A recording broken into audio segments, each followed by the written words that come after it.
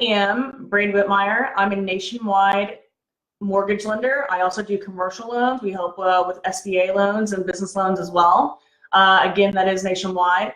You can reach out to me anytime on YouTube, Instagram, LinkedIn, Facebook, any of those things, in those places at anytime you have any questions. We have every product under the sun. If I don't have it, I probably have the resource that does, and I can help you out and find you the right product, the right thing, and the money that you're looking for. Basically, I'm a lender. I'm a lend her, not a lend him. I'll lend him too. I'll lend her and him. But really, I find money. I'm going to help you. I'm going to help you manipulate the money. I'm going to help you save your money. I'm going to help you be an investor, make money, all the things, no matter what kind of shape, what kind of shape or form that you're looking for. So that's a little bit what I want to talk about today. Actually, today we're going to talk about how you can become a successful saver. Okay, I read this shocking statistic, and it said that 69% of Americans, 69%, almost 70% of Americans have less than $1,000 in the bank account. Like, whoa, that's scary. That is so scary, because we know that the bills are more than $1,000, and you should have savings enough to cover you, a month to 6 months at a time, right? So, why is that? Why is it that, of course, people need to make more money and this and this and this, but I want to maybe offer a couple suggestions. I have 4 little suggestions that can help you maybe think differently or do things a different way. And if you just try one of them, I challenge you to just at least try one of them if you're in a situation, or if you have a ton of money in the bank and you are frivolous with your money and you waste it on going out to eat, too much, or buying too much, or going, spending too much on vacations or whatever. Because the economy is really good right now, but we know what happens. It's good right now, so that means what goes up comes down, all those things. And I'm not a martyr or anything like that, because I believe that we can be successful in all of no matter what. But I want to, help you. The good ideal, rule of thumb is that you want to put away 20%.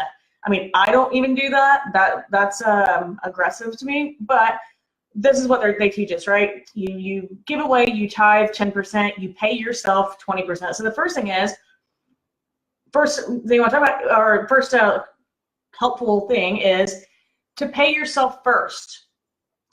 What's helpful for me is I think of myself as a bill. And I think of myself as a bill because I'm 100% commission. I make 0 salary. In fact, I'm the only one in my entire team that doesn't make a salary. So for me, it gets scary if I have a slow month and all my bills are still there, they didn't go away. So it's important for me to pay myself first in another account, a savings account, so that if we do go through a downturn or whatever, I have 6 months, of cushion where I can still pay all my bills and not freak out, right? So you want to pay yourself first instead of paying everything first and then putting the rest in savings, because we'll find ways to spend money, right? We'll find I deserve it, an extra dinner or this or that, or you buy something that you need that you didn't really need. So, and pay yourself for it first. Start out with something small. When I started, I was doing a very small amount and putting it in another account, which leads me to tip number 2 is automate it. Pay yourself first and automate it. So if you work somewhere that you have ADP or a checking system or something like that, open up a separate account or an E-Trade account or a savings account or something like that, something additional to your 401k, and try out just doing $100 a paycheck. If that's all you can do, if all you can do is $50, whatever set amount, and try to be a little bit aggressive even. I remember the first time whenever I was wasting money, I was putting $500 every 2 weeks into another account. Automated, so I didn't see it. So whatever came into my bank account is what I had to figure out how to use it. Well, a few months went by, and all of a sudden I had a couple thousand in this account. So, right? Because it's out of sight, out of mind. And it really is. I thought that it was going to be so crazy for me to have money in another account that I wasn't going to see, right? Because I was like, oh, surely I'm going to be pulling from it. Well, I was really forgetting about it because mentally, when I look at my account, I knew what I had, and that's all I had to spend. So I guess I didn't really need the extra pair of shoes or the extra dinner or whatever. I lived within those means. So having something like that is automated that way is helpful.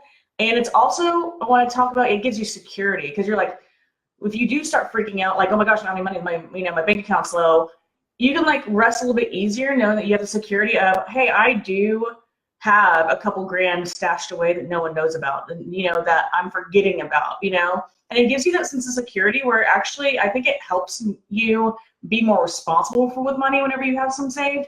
And it helps you, if it takes a couple days to get that money out, you'll realize that you really don't need as much as you are spending, right? There are people out there in other countries and here, whatever, that are living on dollars, on nothing, right? So keep that in mind. So pay yourself first and automate that. Trick yourself. I always had to trick myself into doing the things that are good for me, right? Trick yourself into doing it. The third is the difference between good debt and bad debt. So if you have credit cards, you want to pay them down. So the whole idea is you want to get aggressive with your debt. So to be a successful saver, you want to get aggressive with that debt. And what that means is having strategy to pay off that debt quickly, writing down all of your accounts. What is the one with the highest interest? Okay, if you're having a problem and you need your credit score to go up, you want to pay credit card balances down first. Do not close the credit card, but pay it down first, at least under 30%. And get aggressive with that. And like, how can you do it? Do you have multiple accounts that you can do a balance transfer? Balance transfer might be $500, but is it 0% for a year or for 6 months? And you're already paying 170 bucks a month or $100 a month in interest? That makes sense, right?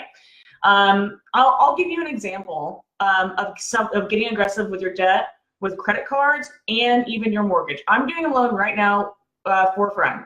I'm not going to say his name, and I hope you're watching this. Today I reviewed everything. We got his appraisal back. He's got great equity. He's got some credit cards. He has a car payment, high car payment. It's like $600 for the car, and a bunch of little credit cards, and his appraisal came in good, right? So I'm able to pay off his mortgage that has mortgage insurance on it. So that's getting aggressive, right? You're moving something that you're wasting, right? Paying off his mortgage, paying off his car, $600, and paying off all these little credit cards, right? And the thing is, his score is great. And his score is still like 760, right? It's great, but how is he getting aggressive with this debt? Well, those credit card payments and the car interest is going to be higher than the interest I'm going to provide for him on his mortgage, right? I'm able to take $2,800 a month and make it $1,400. Okay, outgoing, he's paying $2,800, and I'm taking it to $1,400. So cutting it in half. Keep in mind that a lot of those are credit cards, so that's making a minimum payment. So barely any money is going towards the debt. We all know that, right? So being aggressive with that would be, okay, I'm paying everything off. I'm now, putting everything into one payment, right? Into the one mortgage payment. I'm not paying mortgage insurance anymore. Now I have freed up $1,400 a month, right? And he pays over on his credit cards and all that. And if you do that, that's awesome. That's also being aggressive with that debt. Now he can take that $1,400 and throw it back down on his principal on his mortgage. He's going to save hundreds of thousands of dollars of interest, like thousands and thousands and thousands of dollars on interest, right? On top of that, what would be a smart thing to do now with those credit cards? One, don't charge anything. Don't take your money and pay down other debt and start paying yourself and automate it, right? Pay yourself, automate it, and get aggressive with the debt. We're on number 3. But now call your credit card companies. He should call his credit card companies and say, hey, I'm looking to make a large purchase. I'm looking to do this. I want to increase my credit limit and reduce my interest rate. And a credit company is going to be more likely, now why do you want to do that? Like, obviously you want to lower interest rate, and they're more likely going to give you that whenever now your score is high and you're not borrowing a lot of money. You look like a good credit risk, so they will reduce your credit score. But why would you want more credit limit? It also helps with your credit score, so that whenever you do charge $1,000 on a $2,000 card, you're not at 50% of that limit. You're now at 30% 30% or whatever because of that increased limit, right? So these are the ways to get aggressive. Make a list of all of your debts and start chipping away at the highest interest one first. Highest interest one first. And see if there are ways to move those balances, okay? And then the fourth one, spend less than you earn, right? Sounds super obvious, like duh, you know, but if you're living on credit cards and things like that, you don't realize how things can add up. So you want to, it's budgeting. Spending less than you earn is budgeting. And knowing your numbers, you know, the metrics of what you're spending is so important, and it's so imperative to get your spending down, not waste money on subscriptions or like my Hulu, for example. I took my Hulu down from like $80 to like $10 the other day because I don't even use it. So I found $70 there, you know. I was like, why am I paying that? I don't need that, right? Because I don't have cable. So again, I justified having Hulu for $80 because it streams on all TVs. My family has the thing, and I don't have cable. No, I don't need that. I don't watch it, right? I have Netflix. I have whatever. So spend less than you earn. Know your numbers. Automate it. Pay yourself, and make sure that you are keeping enough money reserves in that savings account. And again, I'm a fantastic debt manager. I can help you a lot with that. If you have any questions on credit or debt or what steps to take, reach out to me. It's fun for me. I like doing it. You know, even if you don't have a mortgage right now and you're looking to buy later or whatever, you have a question on debt management or credit repair or how to get approved for a home or how to work a credit card company over, I'm happy to help. Super happy to help. It's fun for me. I like seeing my friends, my clients win. I like seeing people save money and put themselves in a better situation because of something I could help with, something I know about. So definitely reach out, okay? So work out your budget, set your goals, create a system for yourself, know your numbers, and you're gonna start seeing bigger dollars in your bank account in no time, for sure. So that's that. I'm gonna see if I have any questions here. Should you pay yourself in another account or to a 401k? I think so. If your company is matching you anything on a 401k, I would always 100% of the time. So if your company matches you at 6%, at minimum do 6% of your paycheck. Okay. If not, then I would still put some in 401k, but that's not money you're going to touch. I would have both. Nicole, to-do lists are the way to go. Agreed. To-do lists are 100% the way to go. Like know your numbers, write it down, and move on.